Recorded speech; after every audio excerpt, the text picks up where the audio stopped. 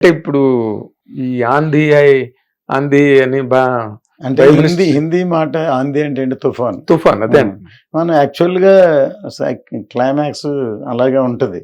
So దాంతో అది హిందీలో వచ్చాడు, ఆంధీ అని అనాల్సి వచ్చింది. అది కరెక్ట్గా సింక్ అయింది. కరెక్ట్, పర్ఫెక్ట్ గా సింక్ అయింది. మీ డైలాగ్ కూడా ఉంది కదా, ఆ డైలాగే ఆయన బేసిక్లీ ఔరంగజేబు కదా, ఆయన తెలుగు చెప్పడు కదా. అవును, ఆంధీ అర్థమయ్యేటట్టుగా ఆంధీ వచ్చేసింది అని వచ్చేసింది తెలుగున్న, ఆంధీ అనేది హిందీ మాట.